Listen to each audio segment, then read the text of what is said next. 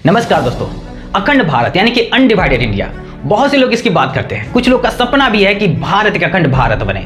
आखिर लोग भारत को अखंड भारत क्यों बनाना चाहते हैं? इससे क्या फायदा होगा भारत को? और सबसे बड़ा क्वेश्चन, क्या ये पॉसिबल है? अगर हाँ तो किस तरीके से ये पॉसिबल है? आइए जानने का कोशिश करते हैं आज के इस वीडियो में।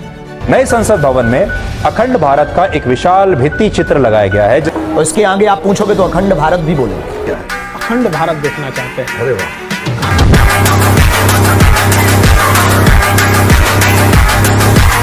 अखंड भारत के सिवा कोई चारा नहीं है सर। सब लोग जितने बाहर हैं इनको आना ही पड़ेगा। अखंड भारत मान्यवर सपना नहीं संकल्प।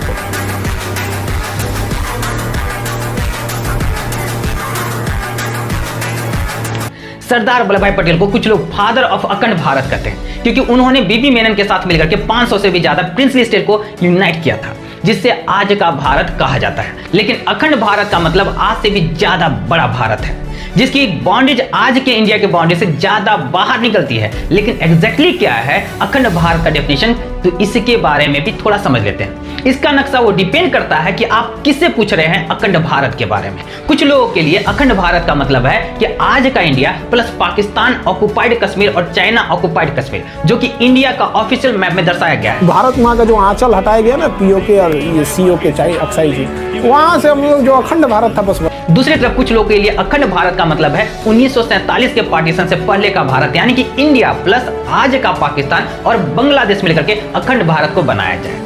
तीसरी कुछ इस प्रकार के भी लोग हैं जो अखंड भारत की बॉर्डर्स में अफगानिस्तान, नेपाल, भूटान, श्रीलंका जैसे भारत के जो नेबर कंट्री हैं उसको भी जोड़ देते हैं, जैसा कि मैप नए पार्लियामेंट में भी लगा हुआ है अखंड भारत का। चौथे कुछ इस प्रकार के लोग हैं, ये अखंड भारत की बाउंड्रीज अफगानिस्तान से लेकर के Thailand, Cambodia, Malaysia including Indonesia तक भी है। सुनने में ये अनरियलिस्टिक लगता है, लेकिन मैं इस वीडियो में कहना चाहूंगा दोस्तों, ना ये सिर्फ ये पॉसिबल है बल्कि मैं इसे सपोर्ट भी करता हूं कि भारत एक अखंड भारत बने। जाहिर सी बात है कि आपके मन में ये सवाल उठेगा कि ये कैसे पॉसिबल है और मैं क्यों सपोर्ट करता हूं। क्यों का जवाब तो बड़ा सिंपल है दोस्तों, कि अगर ये सारे देश यूनाइट रहेंगे तो इन सब में भारी स्केल पे डेवलपमेंट देखने को मिलेगी। हर देश आत्मनिर्भर होने के बारे में नहीं सोचेगा, हर देश जिस चीज में अच्छा है उसमें स्पेशलिस्ट करेगा और इन सारी कंट्रीज के बीच में फ्री ट्रेड होगी। कोई इंपोर्ट ड्यूटी नहीं, कोई कस्टम ड्यूटीज नहीं, इससे हर देश की इंपोर्ट एक्सपोर्ट ज्यादा आसानी से हो पाए। इकोनॉमिक डेवलपमेंट भी हमें देखने को मिलेगा। इसके अलावा इन देशों के बीच में दुश्मनी खत्म हो जाएगी, तो मिलिट्री पर इतना पैसा खर्च भी करने की जरूरत नहीं होगा। पैसा बचेगा जिसको स्पेंड किया जा सकता है अच्छे कामों के लिए, जैसे एजुकेशन, हेल्थ केयर जैसी चीजों के लिए। बॉर्डर्स नहीं होंगे तो आप छुट्टियां मनाने के लिए लाहौर से इंडोनेशिया तक आसानी से कहीं भी जा सकते हैं, बिना पासपोर्ट, बिना वीजा की चिंता किए बिना। तो फायदे तो बहुत सारे हैं दोस्तों, लेकिन सबसे बड़ा सवाल यहां पर यह उठता है कि आखिर ये पॉसिबल है ये करना? अब जो लोग आमतौर पर अखंड भारत की बात करते हुए दिखते हैं आपको सोशल मीडिया पर, वो बड़े क्रिएटिव लोग हैं, क्योंकि उनके दिमाग में एक ही सॉल्यूशन होता है, इंडिया सुपर पावर बनेगा, जंग पर जाएगा, पाकिस्तान, बांग्लादेश ऐसे ही नेबर कंट्री के साथ लड़ाई करेगा और उस पर कब्जा कर लेगा उनकी जमीन पर, और ऐसे बनेगा हमारा अखंड भारत। लेकिन थोड़ा सा आप सोच करके देखोगे तो आपको लगेगा कि ये सॉल्यूशन ना सिर्फ अनएथिकल है, इंसानियत के अगेंस्ट भी है, बल्कि स्टूपिड भी है। ऐसा क्यों कर रहा हूं? क्योंकि सबसे पहली चीज तो आप किसी भी जमीन पर कब्जा करो, उन लोगों को बंदी बनाओगे तो वो भी अपने वर्चस्व के लिए जान लगा देंगे और इससे सिर्फ विनाश होगा। इंसानियत के अगेंस्ट इसलिए है क्योंकि किसी भी तरह की जंग हुई तो हजारों लाखों लोगों की मौत होगी, कई लोग इसमें अपनी जान खो देंगे। और स्टूपिड इसलिए है क्योंकि इतिहास गवाह है दोस्तों, राजाओं महाराजाओं ने ऐसे करने की कोशिश की है, लेकिन लॉन्ग टर्म में कोई भी सक्सेसफुल नहीं रहा है। आपके लिए एक देश के क्या मायने रखते हैं? जब मैं कंट्री शब्द का इस्तेमाल करता हूं तो आपके दिमाग में क्या होता है? जरा एक सेकंड के लिए सोच करके देखिए। अगर मैं कहता हूं पाकिस्तान या अफगानिस्तान या बांग्लादेश या श्रीलंका, तो आपने अपने देश के बारे में सोचेंगे, उस देश के बारे में सोचेंगे, वहां के रहने वाले लोगों के बारे में सोचेंगे। क्या आपके दिमाग में जमीन आ रहा है क्या, फॉरेस्ट आ रहा है क्या, पहाड़ आ रहा है क्या, या कोई स्टेट आ रहा है? फिर आपके दिमाग में देश के लोग ही आएंगे, देशवासी आ रहे होंगे। बड़े शर्म की बात होगी अगर आप एक देश को इमेजिन कर रहे हैं और बिना देशवासियों का अगर इमेजिन कर रहे हैं, तो ये बहुत ही शर्म का बात है दोस्तों। क्योंकि जब आप अपने घर के बारे में सोचते हैं तो बिना अपने घर वालों को सोचते हैं, तो आपके लिए घर के मायने क्या है दोस्तों? वो सिर्फ एक बिल्डिंग है, घर कहाँ रहेगा? दोस्तों अखंड भारत का मतलब सिर्फ अनडिवाइडेड टेरिटरी ही नहीं बल्कि अनडिवाइडेड देशवासी ही है। आज के दिन जैसा आप अपने पड़ोसी के साथ ट्रीट करते हो, वैसे आपको एक पाकिस्तानी के साथ, एक बांग्लादेशी के साथ, मलेशिया और इंडोनेशिया के लोगों के साथ भी ट्रीट करना पड़ेगा।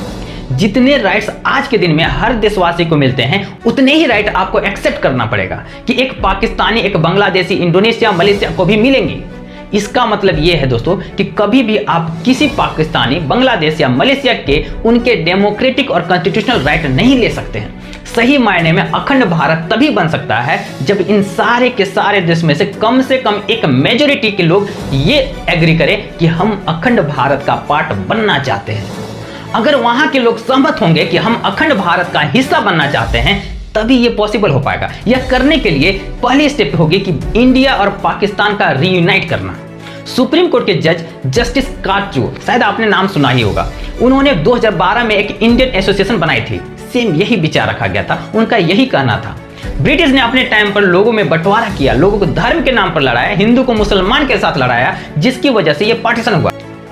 ऐसा नहीं है कि दुनिया में पहली बार ऐसा कुछ देखने को मिल रहा है दोस्तों। अगर दो जर्मनी, ईस्ट जर्मनी और वेस्ट जर्मनी यूनाइट हो सकते हैं, जो कि कट्टर दुश्मन थे, अगर वो दो रीयूनाइट हो सकते हैं, एक नाम रख सकते हैं, तो फिर इंडिया पाकिस्तान क्यों नहीं यूनाइट हो सकते हैं? और ऐसा भी नहीं है कि हमें एक ही सरकार बनाने की जरूरत है, जैसा जस्टिस काटजू सजेस्ट करते हैं कि ये चीज 3 देश 3 सरकारों के साथ पॉसिबल है। अगर ऐसा हुआ तो ये यूरोपियन यूनियन के मॉडल पर काम कर सकता है, यानी कि हर देश की अपनी सेंट्रल गवर्नमेंट रहेगी, लेकिन उसके ऊपर एक और सरकार बनाई जाएगी। यूरोपियन यूनियन में क्या है कि आज के दिन French parliament, German parliament, Italian parliament same वैसे ही है जैसे पहले हुआ करता था। बस इसमें एक और नया पार्लियामेंट जोड़ दिया गया है, जिसका नाम रखा गया है यूरोपियन यूनियन पार्लियामेंट। इसकी अलग से इलेक्शन होती है दोस्तों, जो कि हर देश में करवाई जाती है, यानी कि जनता यूरोपियन पार्लियामेंट के मेंबर को सिलेक्ट करती है। और अगर ये इलेक्शन में अपने जर्मन पार्लियामेंट, फ्रेंच पार्लियामेंट के मेंबर को सिलेक्ट करती है, तो इनका यूरोपियन यूनियन का पार्लियामेंट एक हाउस बन जाता है। अगर आप और आसान भाषा में समझना चाहते हैं, तो जैसे देखिए, इंडिया में होता है लोकसभा और राज्यसभा। लोकसभा का मेंबर को हम लोग चुन करके भेज देते हैं, और लोकसभा के जो मेंबर होते हैं और विधायक होते हैं, एमपी होते हैं, वे लोग मिलकर के राज्यसभा को चुन करके भेजते हैं, राज्यसभा के मेंबर को चुन करके भेजते हैं। सेम उसी प्रकार से यहाँ पर यूरोपियन पार्लियामेंट का भी सेम इलेक्शन वैसे ही होता है। अखंड भारत का एशियन यूनियन का भी नाम दिया जा सकता है दोस्तों, जहां पर पाकिस्तान, इंडिया और बांग्लादेश की एक एशियन पार्लियामेंट बनाए और सिमिलर लेवल पे काम करे। और ये चीज ना सिर्फ यूरोप में है, बल्कि अफ्रीका में एग्जिस्ट करती है। एक अफ्रीकन यूनियन एग्जिस्ट करता है। हालांकि अफ्रीकन यूनियन इतना ज्यादा इंटीग्रेटेड नहीं है दोस्तों। आज के दिन जो लोग सबसे ज्यादा बात करते हैं अखंड भारत के बारे में, बस वही लोग सबसे बड़े दरार बन के खड़े हैं। अखंड भारत के बीच कौन है ये लोग? हमारे कुछ नेताओं की तरह कहते हैं कि लड़कियों की इस तरह की जींस नहीं पहन सकती है। अगर ये लड़का लड़की हिंदू मुस्लिम है, अलग अलग धर्म के हैं, तो एक दूसरे से प्यार नहीं कर सकते हैं, शादी नहीं कर सकते हैं। ये करना उनके लिए और मुश्किल कर देंगे। कुछ ऐसे पॉलिटिशियन हैं जो ये कहते हैं कि 15 करोड़ लोग जो हैं 100 करोड़ पर भारी पड़े। 15 करोड़ है मगर 100 के ऊपर भारी है, याद रख लेना ये बात। हमारे देश में जो ये कहा जाता है कि हमारे पुराने प्रेसिडेंट डॉक्टर अब्दुल कलाम एक जिहादी थे। हमारे ये गोदी मीडिया और कुछ पार्टी के आईटी सेल हैं जो दिन भर भड़काऊ हेडलाइन चलाते हैं और हिंदू मुस्लिम को लड़ाने का काम करते हैं। मतलब कुछ नेता ही हैं हमारे जो यहाँ कहते हैं कि मुसलमान अलग संस्कृति है, एक देश में नहीं रह सकते। हिंदू अलग संस्कृति है, मुस्लिम अलग संस्कृति है, दोनों एक साथ नहीं रह सकती। दो संस्कृतियां कभी एक साथ नहीं रह सकती हैं। ये टकराव होगा, जरूर होगा। और जब दो संस्कृतियां एक साथ नहीं रह सकती, इसलिए इसका विभाजन असंभव ही है, अवश्य होना चाहिए। मतलब ये हुआ दोस्तों कि हम लोग तो बात कर रहे हैं अखंड भारत बनाने का, लेकिन अपने देश में ही अभी तक भारत में लोग एक साथ मिल करके नहीं रह पाए हैं। लोग ये बिलीव नहीं कर पाए हैं कि हम लोग एक ही पार्टी, एक ही नेशन के लोग हैं। तो अखंड भारत कैसे बनाएंगे? अब भारत के इतिहास में भी ऐसे लोग थे जो कि सावरकर और गोलकर के अखंड भारत की बात तो करते थे, लेकिन अखंड हिंदू राष्ट्र का बात करते थे। लोगों में जाति धर्म के नाम पर अपनी श्रेष्ठता को दिखाया जाता है। आपको ये नाना पाटेकर का फिल्म का ये डायलॉग जरूर याद होगा दोस्तों। ये मुसलमान का खून, ये हिंदू का खून, बता इसमें मुसलमान का कौन सा, हिंदू का कौन सा, बता। साले बनाने वाले ने इसमें फर्क नहीं किया, तू कौन होता है फर्क करने? वैसे ये तो हिंदू राष्ट्र का टॉपिक है, ये अपने आप में ही बड़ा इंटरेस्टिंग और डिटेल टॉपिक है। अगर आप चाहते हैं कि मैं इस पर भी एक सेपरेट वीडियो बनाऊं, तो आप कमेंट में जरूर लिख करके बताइएगा। ये अखंड हिंदू राष्ट्र का आइडिया था दोस्तों। ऐसी एक सिमिलर आइडियोलॉजी और आइडिया पाकिस्तान में भी था। मुस्लिम राष्ट्र बनाने के लिए, जिनका नाम दिया गया था गजवाए हिंद, जो कि कुछ इस्लामिक टेररिस्ट प्रपोज करते हैं, जो चाहते हैं कि इंडिया के टेरिटरी को ऑक्युपाई कर ले और वहां पर भी एक मुस्लिम राष्ट्र स्टेब्लिश कर ले। इससे आजादी दिलाओगे तुम? अगर यहाँ के लोगों को दोबारा मौका मिले ना हिंदुस्तान में बसने का, तो आधे से ज्यादा पाकिस्तान खाली हो जाएगा। लेकिन ये पॉसिबल नहीं हो पाएगा दोस्तों। अगर हमने सरदार वल्लभ भाई पटेल, भगत सिंह, गांधी जी, सुभाष चंद्र बोस और बाबा साहेब अंबेडकर के इंक्लूसिव फॉर सेकुलर सोच पर विचारधारा को प्रमोट किया, तो देश में तो ना सिर्फ ये मल्टीकल्चरल देश अनडिवाइडेड रह सकता है, बल्कि यह सही मायनों में अखंड भारत भी बन सकता है।